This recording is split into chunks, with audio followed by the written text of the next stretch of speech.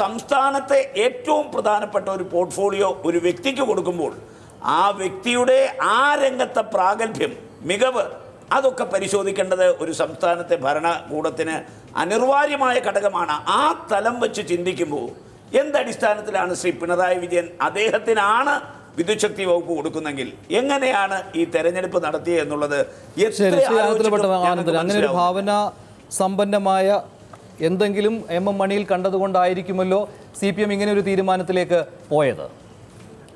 ഇത് ഇടതുപക്ഷ മുന്നണിയുടെ ഗവൺമെൻറ്റാണ്.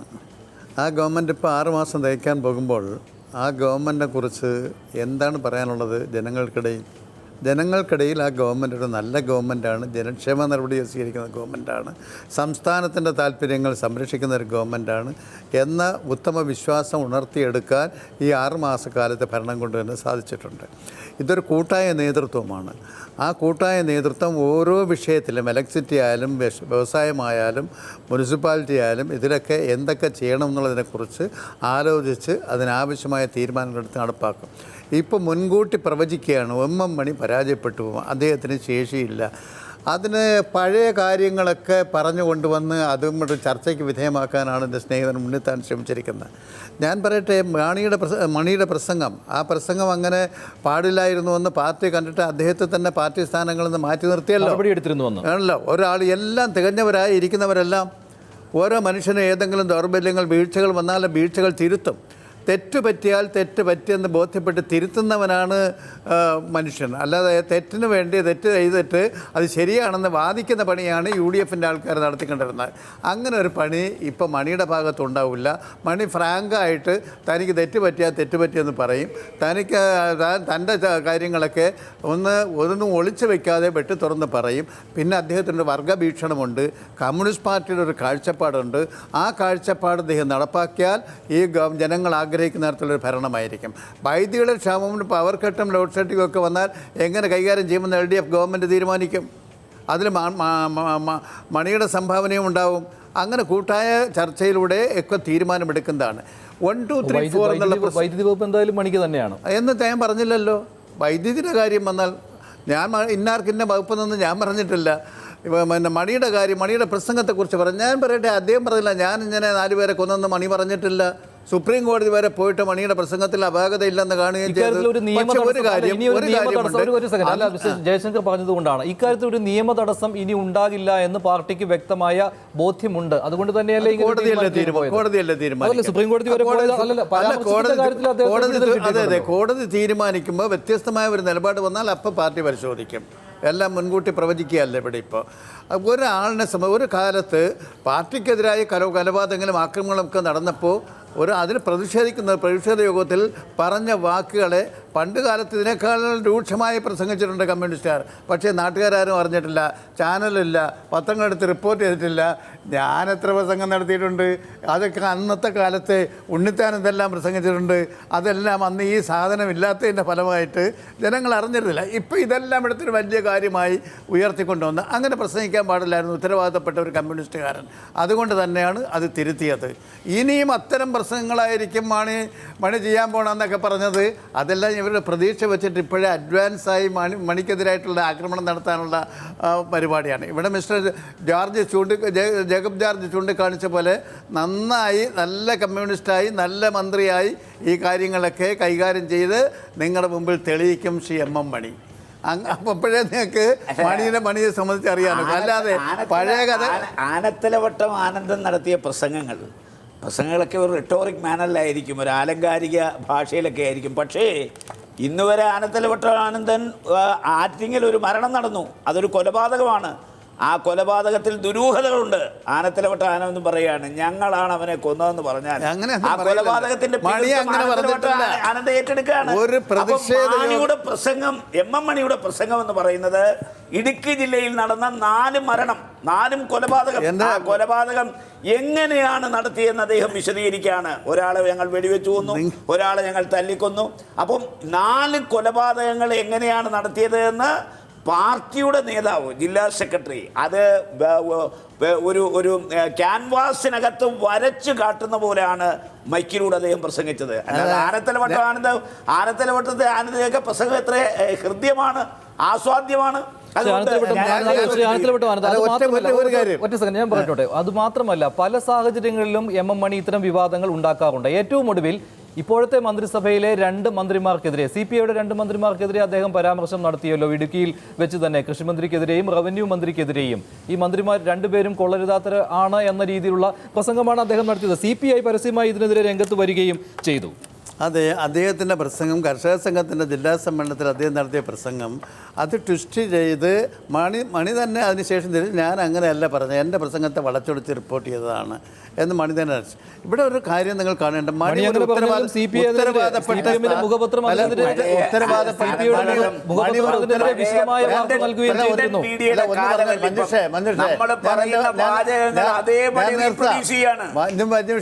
ഈ മണി ഇങ്ങനെ പ്രസംഗം നടത്തിയ കൂറനായ മനുഷ്യൻ, കൊള്ളരുതാത്ത മനുഷ്യനൊക്കെയാണല്ലോ ഇടുക്കിയിലെ ജനങ്ങൾ തിരഞ്ഞെടുത്തത്. ഗാന്ധിയനായ ഉണ്ണിത്താൻ്റെ പാർട്ടിയുടെ ആളെ തോപ്പിച്ചിട്ട് എത്രയായിട്ട് ഒരു വോട്ടാകട്ടെ, നിങ്ങളെ ആൾക്കാർ 43 വോട്ടിന് തോറ്റ ആൾ മണിയുടെ വിജയത്തിന് ആധാരം BDJS അല്ലല്ല, BDJSന്റെ അല്ല, MM മണി അവിടെ ജയിച്ചല്ലോ. ബഹുമാനിയാണെന്ന് പറഞ്ഞു.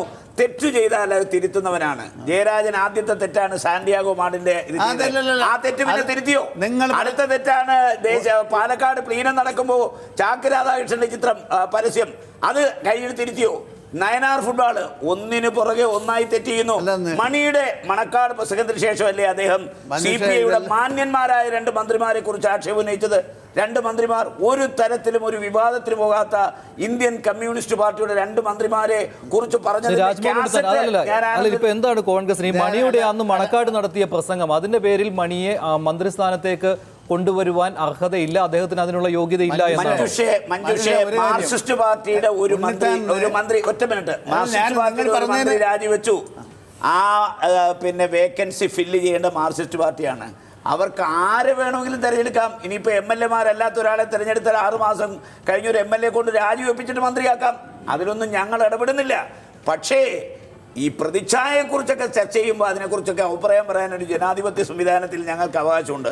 ആ അവകാശം ഉപയോഗിച്ച് പറയുകയാണ് ഇത് ഗവൺമെൻറ് പ്രതിച്ഛായ നന്നാക്കാനല്ല. മാത്രമല്ല ഞാൻ പറഞ്ഞല്ലോ, ഒരു വിവാദ നായകൻ പോയി മറ്റൊരു വിവാദ നായകൻ വന്നു. എന്തായാലും പത്രക്കാർക്ക് കുശാല MM മണി ഈ ക്യാബിനറ്റിലുള്ളത് നിങ്ങൾക്ക് ചാകരയാണ്, യാതൊരു തർക്കവും. അല്ല മഞ്ജുഷേ, ഈ പ്രതിച്ഛായ നഷ്ടപ്പെട്ടെങ്കിലല്ലേ നന്നാക്കാൻ ശ്രമിക്കേണ്ടിയുള്ളൂ. അതായത് EP ജയരാജൻ രാജിവെച്ചതുപോലെ പ്രതിച്ഛായ കൂടി എന്നാണല്ലോ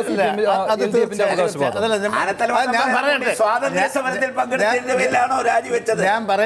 ഞാൻ പറയട്ടെ നിങ്ങൾ നേരത്തെ ശ്രീ ഉണ്ണിത്താൻ പറയാണ് സാന്റിയാഗോ മാർട്ടിൻ്റെ കേസ്, അതുപോലെ തന്നെ നയനാർ ഫുട്ബോളിൻ്റെ കേസ്, വിജയമല്യയുടെ കേസ്. ഈ നാട്ടിൽ ജയരാജൻ ദേശാഭിമാന പത്രത്തിൻ്റെ ജനറൽ മാനേജറായിരിക്കുന്ന അവസരത്തിൽ പത്രത്തിന് വേണ്ടി പരസ്യം വാങ്ങിയ അതെല്ലാം ഒരു തെറ്റാണെന്ന് നിങ്ങൾ പറയുമ്പോൾ ഞങ്ങളതിനകത്ത് ബ്ലാക്ക് ലിസ്റ്റിൽ പെട്ട ഏതെങ്കിലും ഒരു മുതലാളിയുടെ കയ്യിൽ പരസ്യം വാങ്ങിയത് ജയരാജന്റെ ഏതെങ്കിലും ഒരു കാര്യത്തിന് വേണ്ടിയിട്ടല്ല, ജയരാജന്റെ ഏതെങ്കിലും ഒരു കാര്യത്തിന് വേണ്ടിയിട്ടല്ല, ദേശാഭിമാനിയുടെ കാര്യത്തിലാണ്. അതിൽ പോലും അത്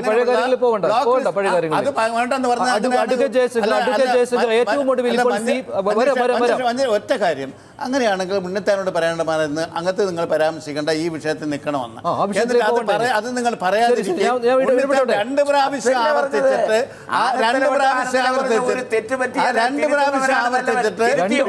മറുപടി പറയാൻ 2 പേര് ഇക്കാര്യത്തിൽ വിശദീകരണം നൽകി കഴിഞ്ഞു. Advocate A. ജയശങ്കർ, ഇപ്പോൾ ഏറ്റവും ഒടുവിൽ CPIക്ക് പരാതി ഉണ്ടല്ലോ MM മണിയുടെ കാര്യത്തിൽ. CPIയുടെ ഇടുക്കി ജില്ലാ ഘടകമാണെങ്കിൽ വർഷങ്ങളോളമായി MM മണിക്കെതിരെയുള്ള നിലപാട് എടുത്തു പോന്നിട്ടുള്ളവരാണ്, പരസ്യമായത് പ്രകടിപ്പിക്കുകയും ചെയ്തിട്ടുണ്ട് പല കാര്യങ്ങളും. ഇപ്പോൾ കർഷകർക്ക് വേണ്ടിയാണ് താൻ ആ പ്രസ്താവന നടത്തിയത് എന്ന് MM മണി പറയുമ്പോഴും CPI അതൃപ്തരല്ലേ MM മണിയുടെ കാര്യത്തിൽ? അല്ല, MM മണിക്ക് കൃത്യമായിട്ടുള്ള മറുപടി CPIയുടെ ജില്ലാ സെക്രട്ടറി സഖാവ് ശിവരാമൻ നൽകിയിട്ടുണ്ട്. അതിൽ കൂടുതലായിട്ട് ഈ ഘട്ടത്തിൽ ഞാനൊന്നും പറയാൻ ആഗ്രഹിക്കുന്നില്ല. പക്ഷേ മണിയെ സംബന്ധിച്ചിടത്തോളം അത് ഇതുപോലുള്ള പരാമർശങ്ങൾ നാൾക്ക് നാൾ നടത്തിക്കൊണ്ടിരിക്കുകയാണ്. ഒരുപക്ഷെ ഇതുവരെ മന്ത്രിയാകാൻ കഴിയാത്തതിൽ നിരാശ കൊണ്ടായിരിക്കാം, അല്ലെങ്കിൽ മറ്റെന്തെങ്കിലും ചേതോ വികാരം കൊണ്ടായിരിക്കാം. പക്ഷേ അദ്ദേഹം നിയന്ത്രിച്ചാൽ അദ്ദേഹത്തിനും കൊള്ളാം, അദ്ദേഹത്തിൻ്റെ പാർട്ടിക്കും കൊള്ളാം, സർക്കാരിനും കൊള്ളാം. അല്ലാതെ മണിയെ ഉപദേശിച്ച് നന്നാക്കാൻ ഞങ്ങളാരും ആളുകളല്ല. അപ്പോൾ അദ്ദേഹത്തിൻ്റെ വാമൊഴി വഴക്കം ഇനി ഒരു പക്ഷേ KN കുഞ്ഞാമ്മദങ്ങാനും ഇദ്ദേഹത്തെ പ്രശംസിച്ചുകൊണ്ട് ലേഖനം എഴുതാനും സാധ്യതയുണ്ട്. പിന്നെ ഒരു കാര്യം ഞാൻ പറയാം, ഇവിടെ സാധാരണക്കാരുടെ പ്രതിനിധിയാണ് മണി എന്ന് പറയുമ്പോൾ അത് ഈ നാട്ടിലെ സാധാരണക്കാരെ അവമാനിക്കുന്നതിന് തുല്യമാണ്. കാരണം സാധാരണക്കാരും ഇങ്ങനെ ലക്കില്ലകാരും ഇല്ലാതെ സംസാരിക്കുന്നവരല്ല. അഡ്വക്കേറ്റ് ജയശങ്കർ, ഇവിടെ മറ്റൊരു കാര്യം കൂടി ചർച്ച ചെയ്തിരുന്നു. വൈദ്യുതി വകുപ്പാണല്ലോ മണിക്ക് കിട്ടാൻ പോകുന്നത്. അദ്ദേഹത്തിന്റെ കയ്യിൽ ഭദ്രമായിരിക്കുമോ എന്ന് മാത്രമല്ല, വളരെയധികം തീരുമാനങ്ങൾ വേണ്ടി വരുന്ന ഒരു വകുപ്പ് കൂടിയാണ് ഇനി വരുന്ന മാസങ്ങളിൽ. വൈദ്യുതി വകുപ്പാണോ സാംസ്കാരിക വകുപ്പാണോ എന്നുള്ളതൊന്നും വലിയ പ്രസക്തമായിട്ടുള്ള കാര്യമല്ല. ആരാ സ്ഥാനത്ത് ഇരിക്കുന്നു എന്നുള്ളതാണ്. ഇവിടെ തോമസ് ഐസക്ക് ധനകാര്യമന്ത്രി ആയിരിക്കുന്ന പോലെയല്ലോ മറ്റു പല മന്ത്രിമാരും ഇരിക്കുന്നത്.